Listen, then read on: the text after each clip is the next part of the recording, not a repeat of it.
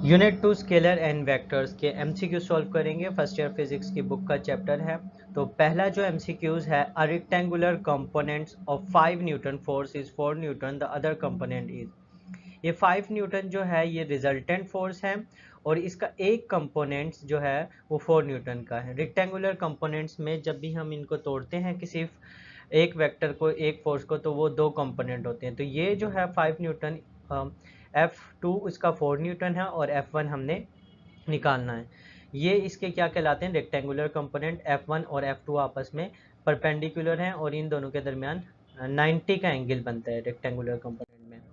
तो हम इस फार्मूले के थ्रू इसको सॉल्व करेंगे। ये इसका रिजल्टेंट का फार्मूला है, ये पाइथागोरस थ्योरम के जरिए ड्राइव हुआ है। या हाइपोटेनियस का square is equal to base square plus perpendicular का स्क्वायर।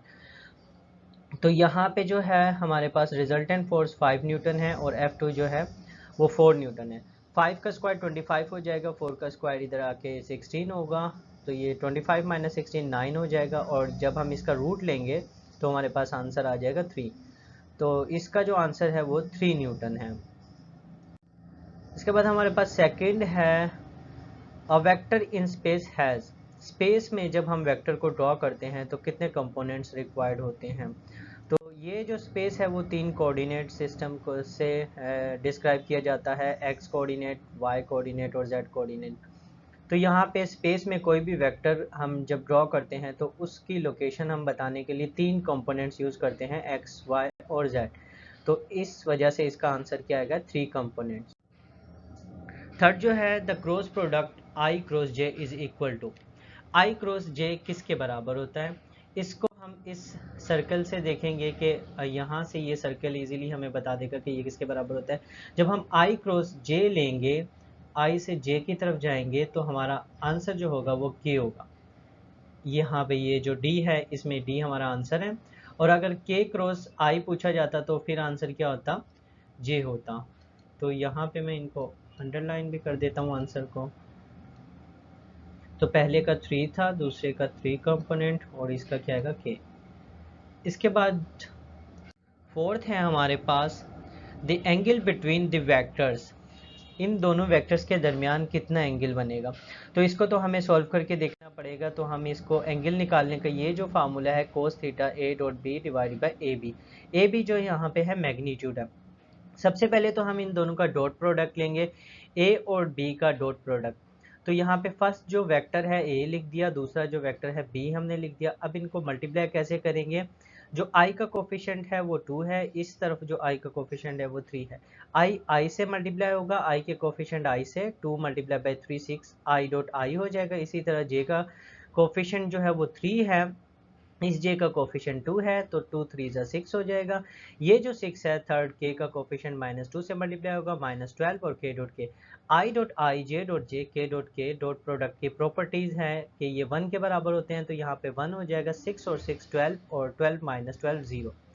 जब डॉट प्रोडक्ट 0 के बराबर होते हैं तो इसका मतलब ये होता है कि दो वेक्टर एक दूसरे के परपेंडिकुलर हैं। ये इसकी कंडीशन है। तो क्योंकि कोस आता है, कोस 0, कोस 90 जो है वो 0 के बराबर होता है। तो डॉट प्रोडक्ट में जब भी ए डॉट बी 0 होता है, इसका मतलब दोनों वेक्टर परपेंडिकुलर हैं। और परपेंडिकुलर में एंगल जो होता है वो 90 का होता है। तो इस वजह से इसका आंसर यहाँ पे क्या आएगा, 90। इसके बाद नेक्स्ट है, two forces act together on an object. Magnitude of their resultant is least when the angle between the vector is. इसका मतलब है कि एक ऑब्जेक्ट पे दो फोर्सेस एक्ट कर रही हैं कि मैग्नीट्यूड उन दोनों फोर्सेस का किस वक्त मिनिमम होगा, कितने एंगल में होगा। तो यहाँ हम देखते हैं कि ये एक ऑब्जेक्ट है, कोई ऑब्जेक्ट, इस पे इस तरफ एक फोर्स लग रही है और इस तरफ एक फोर्स लग रही है। तो यहाँ पे हम इसका रिजल्टेंट का फार्मूला लिखेंगे। अगेन टू फोर्सेस के रिजल्टेंट फोर्स का फार्मूला है ये, उसके मैग्नीट्यूड के रिजल्टेंट का फार्मूला। अब यहाँ पे एफ स्क्वायर जो है रिजल्टेंट को रिप्रेजेंट कर रहा है, ये मिनिमम ले लेंगे हम। मिनिमम का मतलब हम इसको कंसिडर कर लेते हैं 0। जब ये 0 हो जाएगा, यहाँ 0 पुट करेंगे तो 0 plus equal F1 square plus F2 square, और उसको सॉल्व करने के बाद हमारा F1 बराबर हो जाएगा माइनस F2 के। इसका मतलब ये है कि दो फोर्सेस बराबर हैं लेकिन अपोजिट डायरेक्शन में हैं। लाइक यहाँ पे मैंने शो किया है F1 इस डायरेक्शन में है F2 और F1 इस डायरेक्शन में है। ये एंटी पैरेलल फोर्सेस है और एंटी पैरेलल फोर्सेस के दरमियान एंगल जो होता है वो 180 डिग्री का होता है। तो इनके रिजल्टेंट का इफेक्ट जो होगा मैग्नीट्यूड मिनिमम होगा जब दोनों फोर्सेस 90 डिग्री का एंगल बनाएंगी। इसके बाद है ये वाला the sum and difference of two vectors are equal in magnitude, the angle between the vectors is। यहाँ पे कहा गया है कि सम a प्लस बी, मतलब दो वेक्टर का सम a प्लस बी और दो वेक्टर का डिफरेंस a माइनस बी का मोड दोनों का। लाइक यहाँ पे शो किया गया let two vectors a and b, कोई दो वेक्टर हैं और उन दो वेक्टर्स का जो सम है a प्लस बी, उनके मैग्नीट्यूड का सम के मैग्नीट्यूड जो है सम जमा करने के बाद जो वेक्टर का मैग्नीट्यूड है वो ये इस फॉर्मूले के थ्रू, और फिर उनके डिफरेंस का जो है वो ये आएगा a माइनस बी, यहाँ पे माइनस आ जाएगा, यहाँ पे प्लस। ये दोनों बराबर हैं कंडीशन के मुताबिक। Sum and difference of two vectors are equal in magnitude, मतलब सम भी और डिफरेंस भी उनके मैग्नीट्यूड बराबर हैं। तो हम इनकी वैल्यू पुट कर देंगे, ये वैल्यू इसकी आ गई और ये वाली वैल्यू इसकी आ गई। उसके बाद इसको सॉल्व करने के बाद रूट दोनों तरफ का कैंसिल हो जाएगा, ए स्क्वायर से ख़त्म और ये बी स्क्वायर से ख़त्म। ये प्लस का 2 है, ये माइनस का 2 है, ये इक्वल की तरफ इस तरफ है, जब इस तरफ आएगा तो 4ab cos theta is equal to 0। अब इसका क्या मतलब है कि दोनों ए बी कोस थीटा 0 के बराबर, मतलब इसका ये है कि इनमें से कुछ एक क्वांटिटी जो है वो 0 होगी, या ए बी 0 हो सकता है लेकिन ए बी 0 नहीं है, ए और बी 0 नहीं हो सकते क्योंकि वो वेक्टर हैं, कुछ ना कुछ होगा। तो इसका मतलब क्या है, कोस थीटा 0 के बराबर है। कोस थीटा 0 के बराबर मतलब कोस थीटा, कोस उधर जाके 0 का इन्वर्स हो जाएगा, कोस 0 इन्वर्स 90 के बराबर होता है। इसका मतलब इन दोनों के दरमियान जो है एंगल जो है वो 90 डिग्री का है। नेक्स्ट हमारे पास है when a vector is multiplied by a negative number its direction। जब हम किसी वेक्टर को मल्टीप्लाई करते हैं नेगेटिव नंबर से, तो ये कोई वेक्टर a है इस डायरेक्शन में, जब हमने इसको किसी नेगेटिव नंबर से मल्टीप्लाई करेंगे तो ये वेक्टर अपनी डायरेक्शन को 180 के डिग्री से चेंज कर लेगा, एंटी पैरेलल हो जाएगा। तो ये बिल्कुल ही अपोजिट डायरेक्शन में हो जाएगा, तो change by 180 degree. Next one is, इसके बाद है जो हमारे पास the angle between rectangular components of any vector is. किसी भी रेक्टेंगुलर कंपोनेंट्स के दरमियान एंगल कितना होता है, तो ये हमारे पास मैंने यहाँ पे शो किया है, ये f जो है रिजल्टेंट है और इसका ये वाला कंपोनेंट और ये वाला कंपोनेंट रेक्टेंगुलर कंपोनेंट कहलाता है जो 90 डिग्री के होते हैं। तो मतलब fx और fy के दरमियान एंगल कितना होता है रेक्टेंगुलर कंपोनेंट में, 90 डिग्री का, क्योंकि वो एक दूसरे के परपेंडिकुलर होते हैं। ये मैंने अभी आपको ऊपर भी बताया है। इसके बाद यहाँ पे है 9, a force of 5 Newton is acting along y, it's component along x axis is. तो एक फोर्स है, ये कोई ऑब्जेक्ट है, उस पर 5 न्यूटन की फोर्स y डायरेक्शन में लग रही है। तो हमें बताना है कि x डायरेक्शन में कितनी फोर्स लग रही होगी। क्योंकि x डायरेक्शन में कोई फोर्स नहीं लग रही, तो हम कहेंगे कि x डायरेक्शन में 0 न्यूटन फोर्स लग रही है। अगर यही फोर्स इस तरह कहा जाता कि 5 न्यूटन की फोर्स x डायरेक्शन में लग रही है, फिर y जो है वर्टिकल डायरेक्शन में फोर्स क्या हो जाती है, 0। तो इसका जो आंसर है वो 0 है, क्योंकि हॉरिजॉन्टल में कोई फोर्स नहीं लग रही, सिर्फ वर्टिकल डायरेक्शन में सारी की सारी फोर्स लग रही है। इसके बाद है if the resultant of two forces of magnitude 3 and 4 newton is 5 newton, then the direction of resultant force is. तो यहाँ पे रेक्टेंगुलर कंपोनेंट ड्रॉ करेंगे हम। ये 5 न्यूटन की रिजल्टेंट फोर्स है और ये इसका कंपोनेंट हॉरिजॉन्टल 3 न्यूटन है और ये 4 न्यूटन है, और ये रिजल्टेंट फोर्स जो है थीटा डिग्री की डायरेक्शन में। अब हमने बताना है कि एंगल कितना होगा, ये कितने डिग्री की डायरेक्शन में होगा। तो ये डायरेक्शन का जो फार्मूला है वो हमारे पास tan inverse perpendicular divided by base है। परपेंडिकुलर ये है और बेस ये है। 4 डिवाइडेड बाई 3 हो जाएगा। 4 डिवाइडेड बाई 3 का जब हम इन्वर्स लेंगे 10 इन्वर्स, तो हमारे पास 53 आंसर आ जाएगा। तो ये हमारे पास 53 इसका करेक्ट आंसर है। इसके बाद है 11। इसमें है a unit vector is use to specify. Unit vector को हम किस से स्पेसिफाई करते हैं? Unit vector is use to specify, क्या चीज़ स्पेसिफाई करता है? तो यूनिट वेक्टर डायरेक्शन को स्पेसिफाई करता है, डायरेक्शन ऑफ द वेक्टर। ये यूनिट वेक्टर जो है वो किसी भी वेक्टर की डायरेक्शन बताता है। जैसे हम यहाँ पे देख सकते हैं कि लाइक अगर मैं यहाँ पे कंपोनेंट्स बनाता हूँ, तो ये क्या होते हैं? Coordinate x coordinate, this one is why coordinate और ये जेड। यहाँ पे आई जो है रिप्रेजेंट करता है एक्स डायरेक्शन को, जे यूनिट वेक्टर जो रिप्रेजेंट करता है वाई डायरेक्शन को, के यूनिट वेक्टर रिप्रेजेंट करता है जेड डायरेक्शन को। तो जो यूनिट वेक्टर होते हैं वो किसी भी वेक्टर की सिर्फ डायरेक्शन बताते हैं कि वो किस डायरेक्शन में एक्ट कर रहा है। इसके बाद 12 है a man travel 5 kilometre due to north from its starting point. And यहाँ से मतलब ये कोई स्टार्टिंग पॉइंट है, ये यहाँ से 5 किलोमीटर नॉर्थ की तरफ कोई आदमी चला। And then travel further 8 kilometre in a straight line in the direction 30 degree. तो उसके बाद दोबारा वो 30 डिग्री यहाँ पे नॉर्थ के 30 डिग्री के साथ 8 किलोमीटर नॉर्थ और ईस्ट में चला, नॉर्थ ईस्ट और नॉर्थ के दरमियान चला। How far he is from his starting point, मतलब कि वो यहाँ से यहाँ तक स्टार्टिंग पॉइंट से कितना दूर है, डिस्टेंस हमने वो बताना है। तो ये हम कैसे बताएंगे? लॉ ऑफ कोसाइन का फार्मूला यूज़ करेंगे। लॉ ऑफ कोसाइन जो है वो दो वेक्टर्स के दरमियान रिजल्टेंट बताता है, रिजल्टेंट का मैग्नीट्यूड बताता है। तो यहाँ पे हमारे पास ये जो है ए हमारे पास 5 किलोमीटर है, जो बी है वो 8 किलोमीटर है। सारी वैल्यू पुट करने के बाद जो आंसर आएगा आपका 12.6 किलोमीटर। मीन्स कि यहाँ से उसका रिजल्टेंट जो होगा वो रिजल्टेंट डिस्टेंस कितना होगा? 12.6 किलोमीटर। इसके बाद है 13 the magnitude of resultant of 3 components of a vector is 3, its x component is 2, y component is 1 and then its z component will be, मतलब कि 3 वेक्टर का रिजल्टेंट जो है वो 3 है, उसका x कंपोनेंट 2 है, y कंपोनेंट 1 है, हमने z कंपोनेंट बताना है। तो तीन वेक्टर के रिजल्टेंट का ये जो फार्मूला है R square is equal to X square plus Y square plus Z square.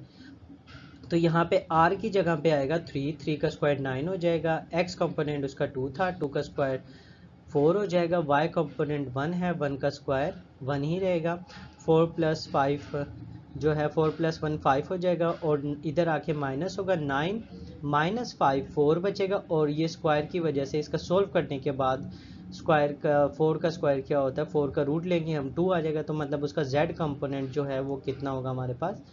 2 होगा।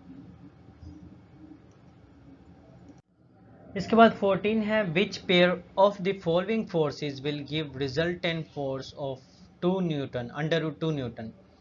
तो इसमें जो कौन सा पेयर है जो रिजल्टेंट जिसका अंडर रूट 2 न्यूटन आएगा, और रिजल्टेंट निकालने का फार्मूला ये है, दो फोर्सेस, ए जो है यहाँ पे फर्स्ट फोर्स है, बी जो है वो सेकंड फोर्स है। तो यहाँ हम चेक करते हैं, 2 का स्क्वायर यहाँ पे पुट करेंगे, ए की वैल्यू 2, बी की भी वैल्यू भी 2, 2 का स्क्वायर 4 और 4 और 4 क्या हो जाएगा? अंडर रूट 8, मतलब ये वाली नहीं है।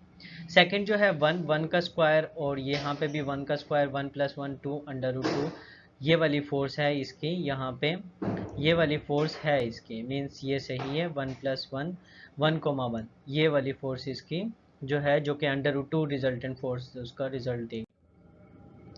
इसके बाद 15 है हमारे पास 15 the scalar product of two vector is negative then, अगर दो वेक्टर का स्केलर प्रोडक्ट नेगेटिव हो, they are parallel vectors, they are perpendicular vector. हाँ, तो दो वेक्टर के प्रोडक्ट का ये फार्मूला है स्केलर प्रोडक्ट का, A dot B A B cos theta. अगर दो वेक्टर के प्रोडक्ट नेगेटिव होगा तो कोस 180 पे नेगेटिव आता है, मतलब 180 पे ये एंटी पैरेलल होंगे। तो दे आर एंटी पैरेलल, मतलब कि ये जो दोनों वेक्टर हैं एंटी पैरेलल होंगे जब इनका जो है vector is negative. The product दोनों का क्या होगा, नेगेटिव। कोस 180 -1 के बराबर होता है, तो इनका प्रोडक्ट क्या आ जाएगा, a dot B is equal to -ab, तो दे आर एंटी पैरेलल। इसके बाद है the scalar product of a vector a with itself. अगर हम ए वेक्टर का ही ए के साथ डॉट प्रोडक्ट लें तो आंसर क्या आएगा, यहाँ पे मैंने करके दिखाया हुआ A dot A is equal to A cos theta. और ए डॉट ए का मतलब क्या है, दो पैरेलल वेक्टर हैं और दो पैरेलल वेक्टर का एंगल जीरो होता है, के दरमियान एंगल जीरो होता है। कोस जीरो जो होता है 1 के बराबर हो जाएगा, ये हमारे पास A dot A multiply by A का स्क्वायर हो जाएगा, तो इसका जो आंसर होगा हमारे पास ए स्क्वायर हो जाएगा। इसके बाद है the power of a vector body is a scalar product. The power of a body is a scalar product of power of a body is a scalar product of power का formula हमारे पास यहाँ है force और velocity. तो यहाँ पे force और velocity जो है वो पावर का स्केलर प्रोडक्ट है, तो यहाँ पे आंसर क्या आ जाएगा, फोर्स एंड वेलोसिटी। 18 है following are the examples of a dot product. Dot product की कौन कौन सी एग्जाम्पल है, पावर वर्क या फिर टॉर्क और वर्क या फिर टॉर्क और वर्क डन। तो यहाँ पे ये फार्मूला टॉर्क का जो है डॉट प्रोडक्ट, ये जो है टॉर्क हम देखते हैं तो ये तो क्रॉस प्रोडक्ट है, तो ये नहीं हो सकता। पावर जो है, वर्क जो है ये डॉट प्रोडक्ट है और पावर ये डॉट प्रोडक्ट है, मतलब पावर और वर्क आपस में डॉट प्रोडक्ट है, तो ये सही है। तो पावर और वर्क कहाँ पे लिखा हो, ये वाला ए ऑप्शन इसका क्या होगा, करेक्ट आंसर होगा, क्योंकि दोनों दोनों ही डॉट प्रोडक्ट हैं। 19 है if the velocity of a body is decreasing in positive X axis then the direction of acceleration is.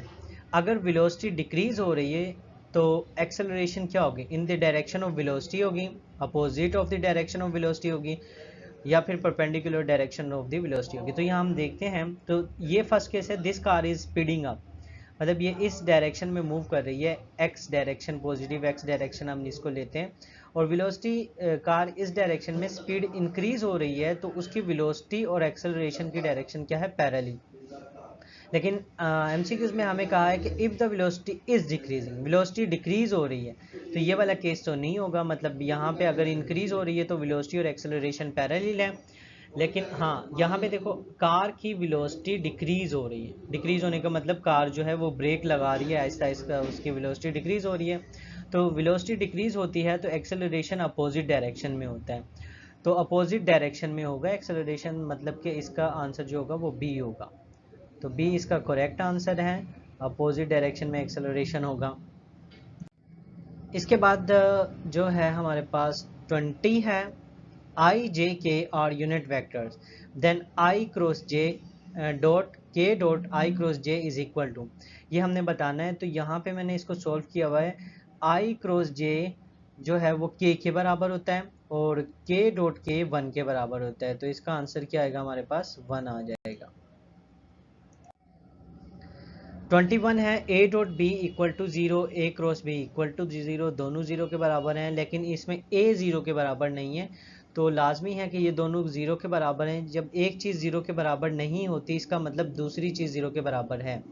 अब इसमें लाइक ये ए नॉट इक्वल टू 0 है, इसका मतलब इसको 0 करने के लिए बी का 0 होना लाजमी है, तो इसका मतलब ये है कि बी वेक्टर इसमें लाजमी 0 होगा, बी वेक्टर लाजमी 0 होगा, तो इसका आंसर क्या है, डी।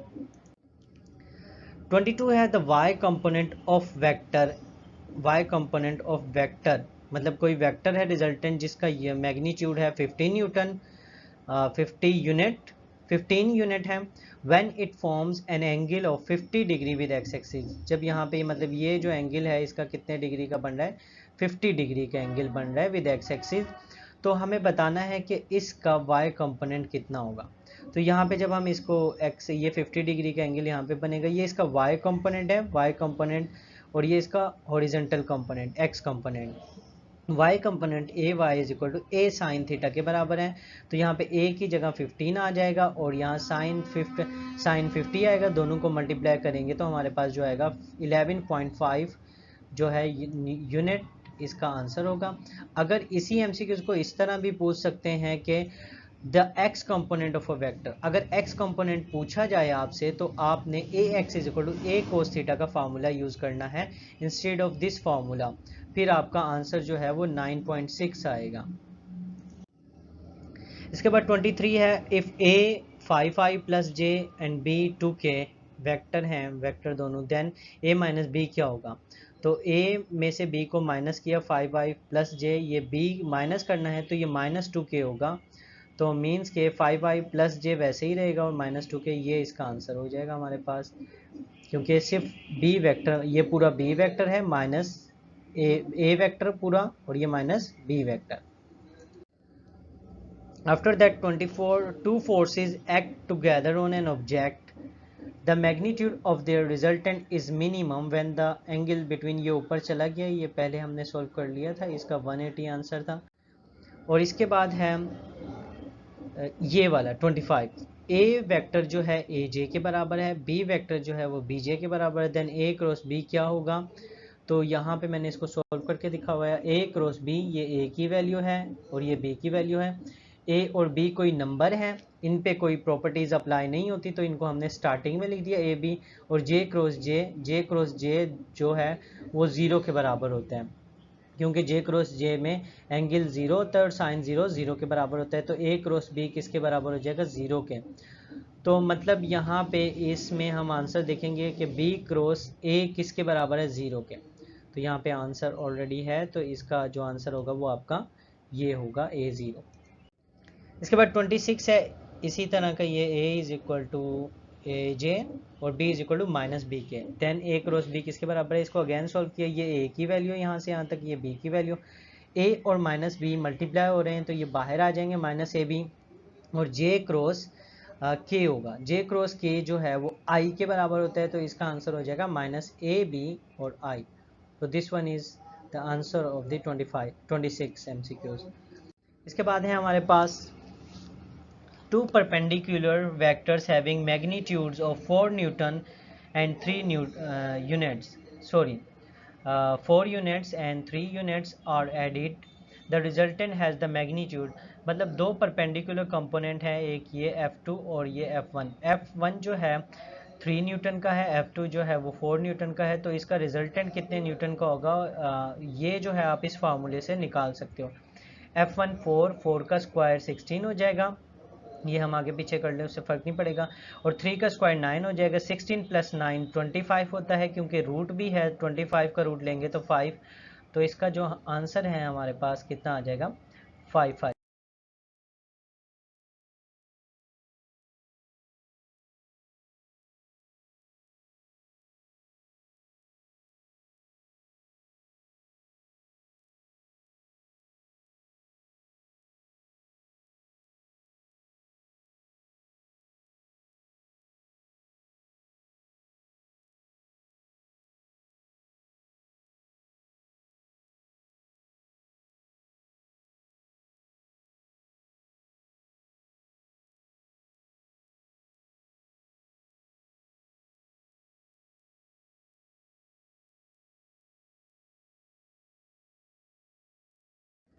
तो इसके बाद है 29, if a vector is divided by, if a vector is divided by its own magnitude, the resultant vector is called.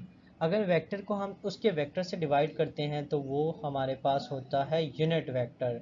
ये फार्मूला आप देख सकते हो कि वेक्टर ए और उसका मैग्नीट्यूड डिवाइड किया तो ये है जो उसका यूनिट वेक्टर, यहाँ पे कैप आएगा, यूनिट वेक्टर पे कैप आता है, एरो नहीं आता, तो ये उसका यूनिट वेक्टर, बी उसका आंसर है, बी उसका क्या हो जाएगा आंसर।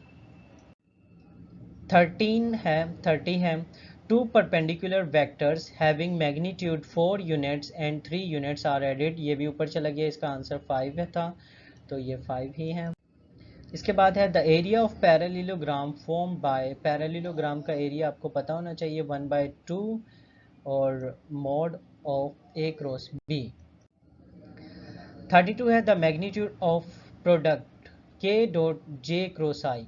अब यहाँ से हम इसको देखेंगे जे क्रॉस आई, पहले जे क्रॉस आई क्योंकि उल्टा जा रहा है सर्कल इन एरो की डायरेक्शन के, तो जे क्रॉस आई माइनस के बराबर होगा, माइनस के, और फिर के डॉट माइनस के k डॉट k तो 1 के बराबर होता है, तो माइनस इसका रहेगा, तो इसका मतलब क्या है कि इसका आंसर जो होगा वो -1 होगा। अ vector is a physical quantity which has magnitude, vector का मैग्नीट्यूड वो तो स्केलर का भी होता है, both magnitude and direction, magnitude and direction, vector की दोनों चीज़ें होती हैं, उसका मैग्नीट्यूड भी होता है, वो डायरेक्शन भी बताता है, इस वजह से उसको वेक्टर कहते हैं क्योंकि वो दोनों चीज़ें बताता है।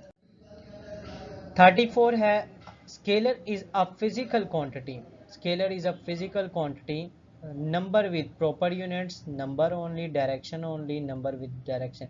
नंबर ओनली मतलब हर फिजिकल क्वांटिटी की यूनिट तो लाजमी होती है, डायरेक्शन ओनली, नंबर ओनली ये भी नहीं हो सकता क्योंकि ये दोनों चीज़ों में यूनिट नहीं है। नंबर विद डायरेक्शन वो तो वेक्टर की होती है, तो फिर हमारे पास क्या बचा, ये वाली नंबर और यूनिट, तो ये हमारे पास इसका आंसर होगा। 35 है a vector which can represent the position of a points with respect to some fix point in is जो पोजीशन बताता है किसी पॉइंट की वो फ्री वेक्टर कहलाता है। फिक्स पॉइंट से जो पोजीशन बताता है वो फ्री वेक्टर कहलाता है। लाइक यहाँ पे ये कोई पॉइंट P है, इसकी इस ओरिजिन से ये जो लोकेशन बता रहा है ये R वेक्टर, ये इसका पोजीशन वेक्टर कहलाएगा। पोजीशन वेक्टर, यहाँ पे मैंने गलत लगा दिया, ये फ्री वेक्टर नहीं पोजीशन वेक्टर होगा। तो यहाँ पे ये जो इसकी पोजीशन बताएगा तो वो पोजीशन वेक्टर कहलाता है, फ्री वेक्टर नहीं कहलाता, बाय मिस्टेक मैंने कह दिया था। तो ये इसका होगा पोजीशन वेक्टर। इसके बाद है a vector which can be displayed parallel to itself and is applied at any point is known as null vector, unit vector, position और free। तो ये जो है हम एक वेक्टर को उसी के पैरेलल कहीं और ड्रॉ कर सकते हैं, तो वो वाला वेक्टर फ्री वेक्टर कहलाता है। लाइक यहाँ पे मैंने ऊपर डायग्राम में पैरेललोग्राम बनाया है, ये पैरेललोग्राम की ये ए वेक्टर है और ये बी वेक्टर है। ये दो वेक्टर थे, तो पैरेललोग्राम बनाने के लिए हमें पैरेललोग्राम की अपोजिट साइड सेम होती है, तो हमें दो और वेक्टर बनाने पड़ेंगे। तो मैंने इस वाले वेक्टर को यहाँ पे ड्रॉ किया और इस वाले वेक्टर को यहाँ पे ड्रॉ किया। तो ये जो वेक्टर है ये डॉटेड वाला बी वेक्टर, ये फ्री वेक्टर है इस बी वेक्टर का, और ये जो डॉटेड वाला ए वेक्टर है ये फ्री वेक्टर है इस वेक्टर का, क्योंकि दोनों आपस में पैरेलल हैं और उसी डायरेक्शन में हैं, तो फ्री इसका आंसर है। 37 है अ नल और zero vector is multiplied by an infinite number it gives a zero vector. मतलब अगर हम जीरो वेक्टर को किसी से भी मल्टीप्लाई करें तो हमारे पास अगेन वापस क्या मिलेगा, हमें जीरो वेक्टर मिलेगा। लाइक हम जीरो को 5 से मल्टीप्लाई करें तो आंसर क्या आता है, जीरो। तो इसी तरह जीरो को 10 से मल्टीप्लाई करें तो आंसर क्या आता है, जीरो। तो जीरो वेक्टर को किसी भी वेक्टर से मल्टीप्लाई करेंगे तो अगेन हमें वही जीरो वेक्टर मिल जाएगा। The magnitude of unit vector will always be, the magnitude of unit vector जो होता है वो 1 होता है। यूनिट वेक्टर का हमेशा मैग्नीट्यूड 1 होता है। The magnitude of a vector is always treated as, magnitude किसी भी वेक्टर का कैसे ट्रीट करते हैं, लाइक यहाँ पे मैग्नीट्यूड का फार्मूला जो है वो 2D में X square plus Y square है, 3D में X square plus Y square plus Z square. इस फार्मूले से आपको पता चल जाएगा। तो ये फार्मूला कहता है कि ये जो रूट वाली वैल्यू के अंदर स्क्वायर है, स्क्वायर कभी भी नेगेटिव आंसर नहीं देते, और फिर क्योंकि नेगेटिव आंसर नहीं आएगा रूट की, और फिर यहाँ पे भी नेगेटिव आंसर नहीं आएगा। इसका मतलब ये है कि हम किसी भी वेक्टर का जब भी मैग्नीट्यूड निकालते हैं वो हमेशा पॉजिटिव नंबर होता है, वो हमेशा क्या होता है, पॉजिटिव नंबर होता है, नेगेटिव कभी भी नहीं होता। तो यहाँ पे नेगेटिव लिखा हुआ है, नॉन नेगेटिव मतलब यही इसको इन्होंने यहाँ पे नॉन नेगेटिव कंफ्यूज करने के लिए लिखा है, यहाँ पे पॉजिटिव भी लिख सकते थे, तो नॉन नेगेटिव का मतलब क्या है, पॉजिटिव ही है। तो इसके बाद है 39 टू और मोर वेक्टर्स आर एडिड बाय, जब हम दो और दो से ज़्यादा वेक्टर्स को ऐड करते हैं तो हम सिंपल रूल यूज़ करते हैं, head to tail rule. Head to tail rule मतलब फर्स्ट वेक्टर के हेड पे सेकंड वेक्टर का टेल आता है, तो ये हेड टू टेल रूल कहलाता है। 40 है जो the angle between horizontal and vertical component is 90, ये ऊपर चला गया एमसीक्यूज, ये वाला दोनों के दरमियान 90 का एंगल होता है।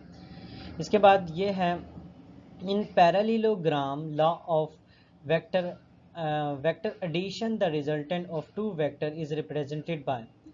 जब हम पैरेललोग्राम में दो वेक्टर्स को ऐड करते हैं तो एडिशन जो है टू वेक्टर की रिजल्टेंट जो है वो किस से शो की जाती है? तो resultant of two vector show की जाती है यहाँ पे डायगोनल ऑफ दी वेक्टर से, मतलब ये इसका ए आंसर आएगा। तो जब भी हम दो वेक्टर को ऐड करते हैं पैरेललोग्राम के थ्रू, लाइक यहाँ पे ये ए वेक्टर था 50 न्यूटन का, ये दूसरा वेक्टर 80 न्यूटन का, इन दोनों को ऐड किया पैरेललोग्राम के थ्रू, अपोजिट साइड सेम है, तो ये जो हमें रिजल्टेंट मिला है 113.5 न्यूटन का, ये डायगोनल है, डायगोनल ऑफ द पैरेललोग्राम। तो जो रिजल्ट डायगोनल है वही उसका क्या होता है? रिजल्टेंट होता है, अगर हम वेक्टर्स को पैरेललोग्राम के थ्रू ऐड करते हैं।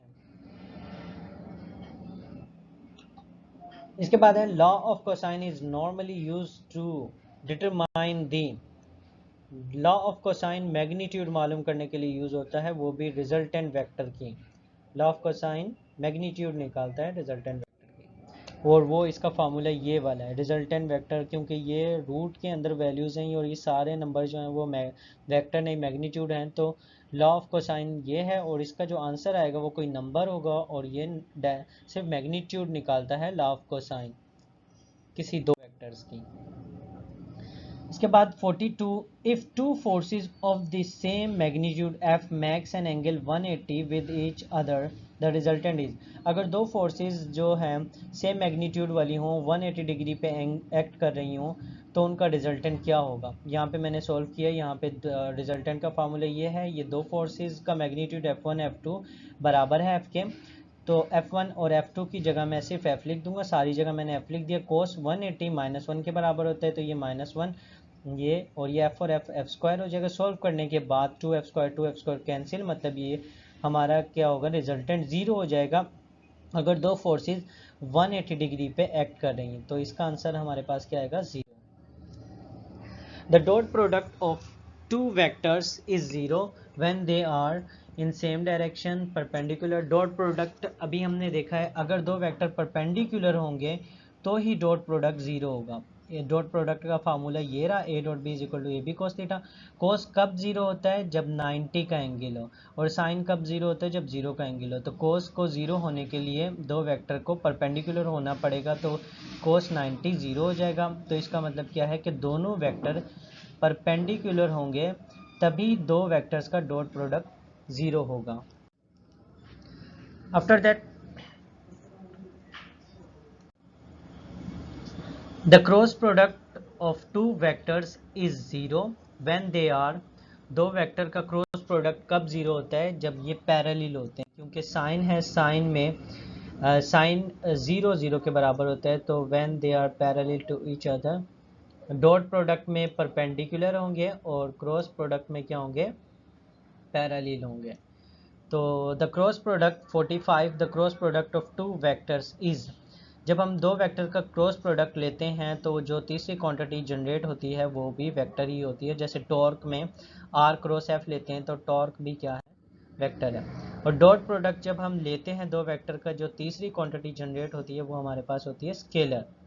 लाइक वर्क वाले फार्मूले में एफ डॉट डी, जो वर्क खुद है वो स्केलर क्वांटिटी है।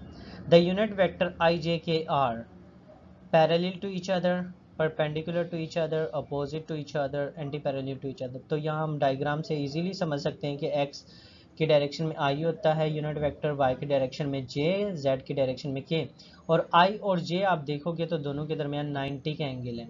इसी तरह जे और के दरमियान भी 90 का एंगल है, और आई और के दरमियान भी 90 का एंगल है। इसका मतलब क्या है कि यूनिट वेक्टर आपस में परपेंडिकुलर होते हैं, तो ये परपेंडिकुलर होंगे आपस में आई और जे की। 48 है, if f is equal to 2i minus 2j and d is equal to 3i plus 4j, the work done will be. तो वर्क डन कितने जूल होगा? तो यहाँ पे मैंने इसको सोल्व किया है। वर्क डन का फार्मूला होता है, डॉट प्रोडक्ट है फोर्स और डिस्प्लेसमेंट का f डॉट डी। f की वैल्यू ये रही, ये f की वैल्यू है और ये वाली d की वैल्यू है। अब i का कोफिशिएंट i के साथ मल्टीप्लाई होगा, 4 3 12, i डॉट i आ जाएगा -2 मल्टीप्लाई बाई 8, 4 -8 हो जाएगा, और ये j डॉट j हो जाएगा। i डॉट i 1 के बराबर, j डॉट j भी 1 के बराबर। 12 माइनस 8 तो 4 जूल, तो इसका आंसर आ गया 4 जूल। इसके बाद 49 जो है हमारे पास, 49 जो है, the position vector in Y Z plane is given as. Position vector जो है वाई जेड प्लेन में किसके बराबर होगी?